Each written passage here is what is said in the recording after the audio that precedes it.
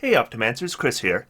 So I want to talk today about upcasting spells. So when we are talking about a full spellcaster, and let's say you get to 5th level, and so now you have 3rd level slots. Generally speaking, I would normally suggest that if you have 3rd level slots and you have 3rd level spells, you're better off casting a 3rd level spell than a 1st level spell upcast with a 3rd level slot. And that's a pretty general and universal suggestion, but there are some spells that upcast really well. And also, sometimes we don't even have the choice because sometimes we are multi-classed and we have spell slots of a higher level than any spells we actually know. So then we want to make sure we have spells that we've chosen that are good for upcasting so we can do something with those higher level slots. Now, some spells aren't nearly as good for upcasting, but they can still be upcast. And I don't want to suggest that that means you should never upcast those spells. If you are a 7th level caster and you've got a 4th level slot, and you have no 4th level spells that are particularly useful in this situation, maybe it's the last fight of the day, and you got a fireball, and that's going to be useful, well, sure, cast it with the 4th level slot. I generally don't think of Fireball as a very good spell for upcasting, but what else are you going to do with that 4th level slot? Take the extra die of damage, what the heck. So today what I want to do is talk about upcasting spells. What kind of benefits can you expect to see? Which kind of spells work really well with those benefits? Which ones don't work as well with those benefits? So that when you are in a situation where you are choosing spells that you might be upcasting, you can make some good selections. So let's get started.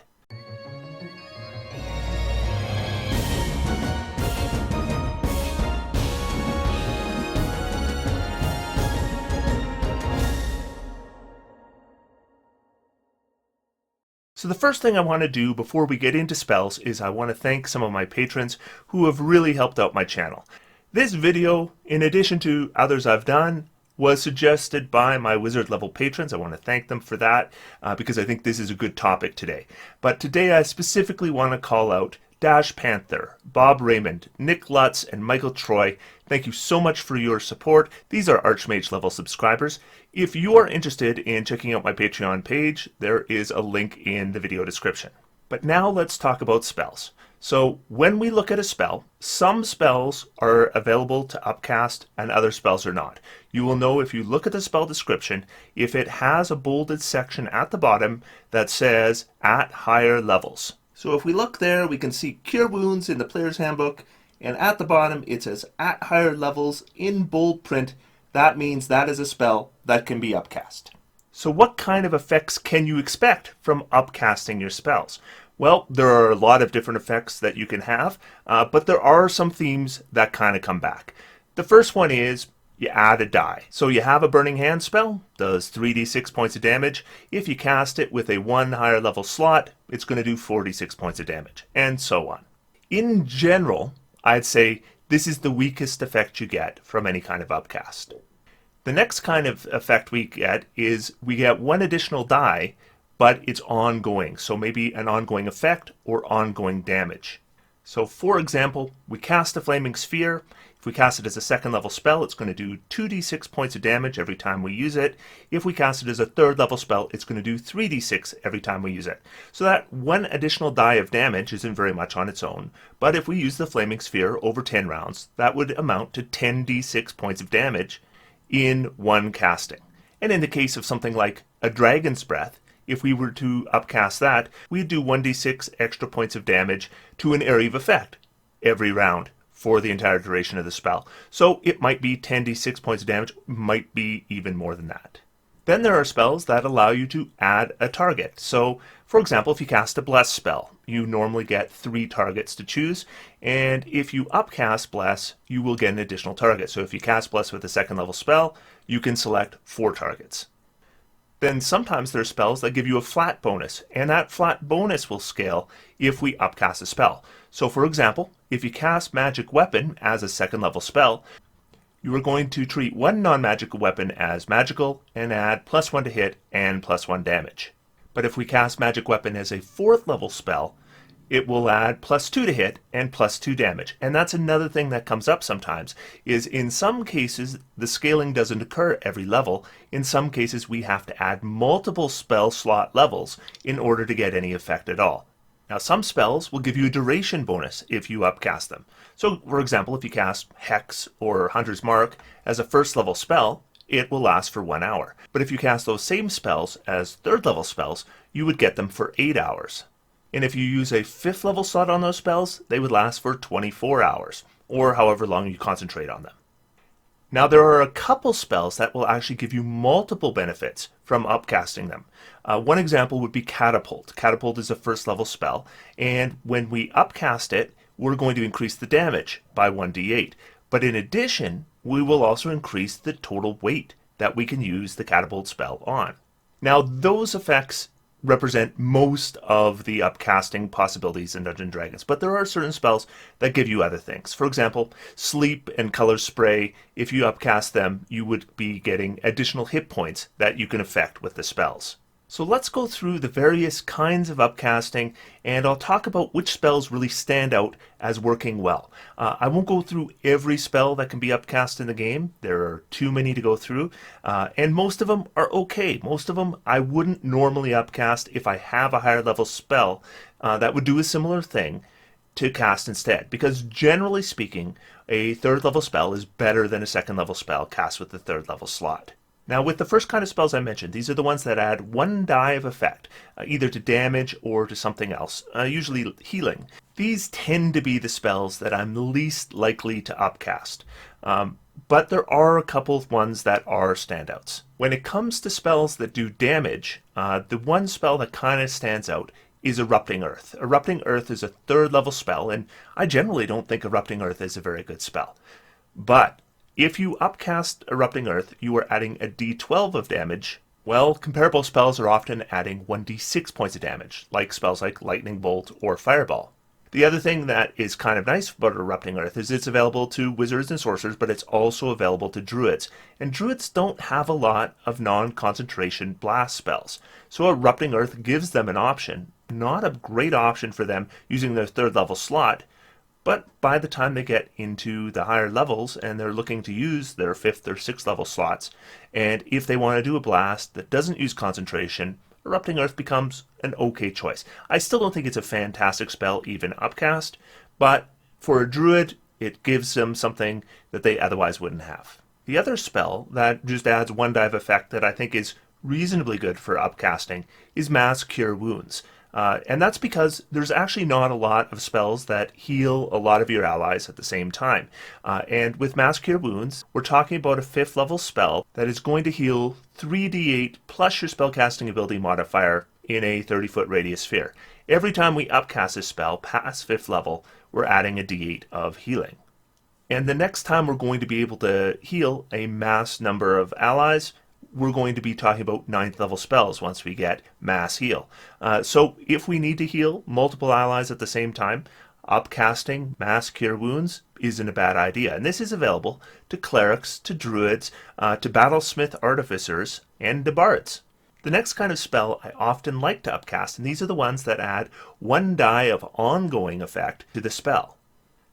So usually in this case, we're talking about damage, but one notable effect is Healing Spirit, because with Healing Spirit, every additional spell level you cast it at will add 1d6 points of healing every time the Healing Spirit heals somebody. Now, if you aren't aware, Healing Spirit recently got errated, and it now only will heal a number of times equal to 1 plus your spellcasting ability modifier. So if we're talking about a druid with a 16 wisdom, then they would be able to use the Healing Spirit 4 times, and then it disappears. But if we upcast it, we're actually getting 1d6 per level of spell. So if we cast Healing Spirit as a 4th level spell, for example, and we still have that 16 wisdom, we're really adding 8d6 points of healing. That's actually more healing than we would get from upcasting, say, a Cure Wounds. And there are a lot of good damage dealing spells in this category that are potentially good for upcasting just because we're adding that additional die every round, so those dice add up. It's not like a Fireball where you're adding it once. So spells like Cloud of Daggers, Dragon's Breath, Flaming Sphere, Heat Metal, Moonbeam, Call Lightning, Spiritual Weapon, Vampiric Touch, Animate Objects, Bigby's Hand, all will be providing an ongoing effect. But there's two spells I think stand out. The first one, a lot of builds are built around, and that is Shadow Blade. Shadow Blade is a spell that's available to warlocks, wizards, and sorcerers. And it normally is not a spell I would take with those kind of characters unless I'm specifically making a build around this spell. And if I am, then upcasting it is almost a certainty. When you cast Shadow Blade, you get a blade that does 2d8 points of damage every time you hit with it. But you can attack with it just like any other weapon. So if you are, say, a fighter and you've got Shadow Blade, then you could be doing 2d8 points of damage twice a round, and then if you use an action surge, maybe 4 times a round. If you're 11th level or higher, maybe 3 times a round or 6 times a round. So it can really add up. The other spell that I think really scales well is Spirit Guardians. This is a cleric spell, though it is also available to the Oath of the Crown Paladin, and pretty much the only reason I would play an Oath of the Crown Paladin is for access to Spirit Guardians. And Spirit Guardians is just a great spell that we can expect to do damage to multiple enemies every round. So when we have a spell that's already really great, and then we're going to be adding a d8 of damage that's going to hit multiple enemies every round over a 10-minute duration, and that's another thing. A lot of these spells are 1-minute duration. This is a 10-minute duration. We could be adding a lot of d8s. Spirit Guardians is almost always a spell that I want to upcast if I can. Then there are the spells that add a target. What I mentioned in the example was the spell Bless, and spell Bane is also similar. Each of them allow you to select 3 targets. If you upcast it, you can select 4 targets. Because of that, I don't think these are great spells for upcasting, because I've already got 3 targets at level 1. Getting 1 additional target with an entire level of spell when we're already starting with 3 isn't a very dramatic increase. So I tend not to upcast Bless or Bane. But there are lots of spells that will normally affect only 1 target, and if we upcast it, we get an additional target. And those are the spells that are really good to upcast, and there's a lot of them. We have Cause Fear, Charm Person, Command, Heroism, Longstrider, Enhance Ability, Fortune's Favor, Hold Person, Invisibility. And that one's a really good one to upcast a few levels. If you can create the entire party as invisible, that can be very useful. Same thing with Fly. Fly, if you upcast it, you can potentially get the whole party flying. Banishment. Banishment's a spell that isn't normally a spell that is okay, but if you can upcast it and get double the effect, it becomes really good. Then there's Charm Monster and Hold Monster and Etherealness and Blindness Deafness. And Blindness Deafness is actually maybe my favorite of these to upcast. Blindness Deafness is normally a 2nd level spell, and it is available to just about everybody. Bards can get it, clerics can get it, sorcerers can get it, wizards can get it, Death Domain clerics can get it, Circle of Spores druids can get it, the Fiend warlocks can get it, the Undying warlocks can get it. So Blindness Deafness is available to all kinds of spellcasters. And the reason why it really speaks to me as a good spell to upcast is because Blindness Deafness creates a debilitating effect, and it doesn't require concentration. Now, it's normally a spell that is targeting 1 creature, and if that creature makes their saving throw, nothing happens. But if we can target multiple creatures with it, there's a really good chance that at least one of them will fail their save. And then we have a debilitating effect on that creature that we don't have to concentrate on. So that it becomes a very good thing to do while we're concentrating on something else. The next kind of spell we have are ones that if we upcast them, they have a flat bonus and it scales. Now, one example would be False Life. Now, False Life, if I cast it, I'm going to get a number of temporary hit points. Now, if I cast it at its normal level, which is level 1, it's actually random. I'm going to roll a die and add a certain amount, and that's how many hit points I'm going to get. But every time I upcast it, I'm going to get 5 additional temporary hit points. So each upcast is perfectly predictable as to what you're going to get. And I mentioned Magic Weapon in the introduction, and Elemental Weapon is very similar. Elemental Weapon, of course, the D4 part doesn't scale, but the base +1 to hit and +1 damage that you give to a weapon does scale. In all these cases, I think these spells are okay at best for upcasting, but there is one flat scaling spell that I think actually upcasts really well, and that spell is Aid. Aid increases the maximum hit points of 3 creatures of your choice by 5, and every time we cast Aid with a higher level slot, it increases that amount by 5 more. So when we cast Aid with a 2nd level slot, 5 hit points to 3 creatures. When we cast it with a 3rd level slot, we get double the effect. Now, clerics paladins, and artificers can all cast the aid spell, and in all cases it tends to be a spell I gravitate to, and it tends to be a spell that I will always consider upcasting, because one spell level to double the effect is a pretty dramatic effect. And another great thing about aid is because it's increasing maximum hit points, it will stack with temporary hit points. And put that all together with an 8-hour duration with no concentration. Aid's a good spell already, but upcasting aid is especially nice. That brings us to spells that give us a duration bonus. Generally speaking, I think these are okay spells to upcast, but not ones I particularly gravitate to. The first two I'll mention are Hex and Hunter's Mark. I mentioned them in the introduction.